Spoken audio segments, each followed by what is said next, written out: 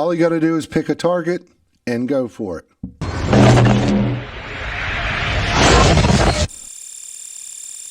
What is up? Hope you're having a wonderful day.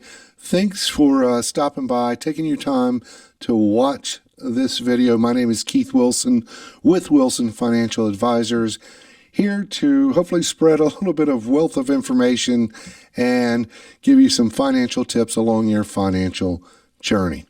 All right, listen, if you're somewhat new to investing and specifically investing toward retirement, you may have heard of what is called a target date retirement fund. Now, a lot of companies, several companies, offer these funds, and they're pretty much an option in every single 401k plan, right? Well, let's talk about what a target date fund is, how it works, the advantages and disadvantages. But before we do that, take some time to hit that subscribe button below, ring that bell for notifications when I post other videos like this. I'd really appreciate it. So here's how it works. You would pick a target year of when you plan to retire, right? For example, if you're 40 years old and you plan to retire at 65, which is 25 years away, you simply add 25 to the current year. And here we are in the year 2021. So you would add 25 and you come up with 2046, right? But usually these funds come in 5-year increments. So choose the one that is closest. In this example, you would choose the 2045 target retirement date fund. If you plan to retire in 30 years, then you would select the 2050 plan and so forth. Now, there's a wide array available depending on your target, and there are a lot of companies that offer target date funds. Here's how it works. The longer away from that target date, then the more aggressive the fund would be. And as you get closer to that target date, what happens is the fund automatically adjusts and becomes more conservative. So, for example, a 2050 plan would be more aggressive than a 2025 plan because you would be closer to retirement. Now, here are the advantage. They are very convenient. Very convenient because it's just one fund that has a mixture of stocks, bonds, international, and cash. And it'll also have different asset classes like, large company stock, small company stock, emerging markets, and different types of bonds. So one target date fund, hey, it could have 20, 30, or more funds in it. So all the work is done for you. That's the beauty. When you have 20, 30 or more, all the work is done.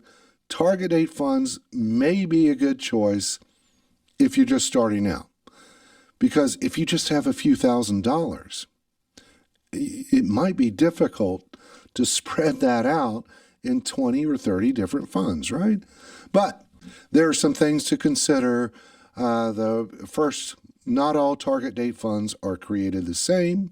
For example, a 2045 target date fund could be invested entirely different from one company to the next.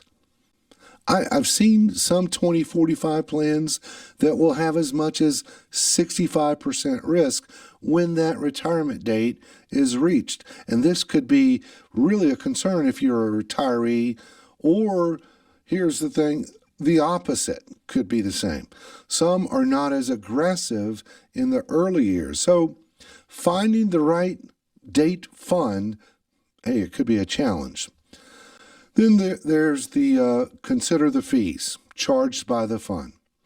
One fund company may charge something like 0.25% a year of assets, while another may charge 2 or 3 times more. And if a broker sells you the fund, then there's a transaction or sales charge that may apply as well. And this is why it's important to read what is called a prospectus.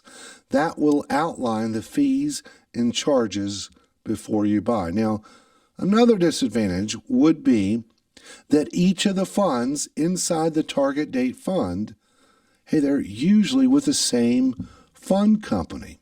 So that's what we would call a fund of funds. So think about it.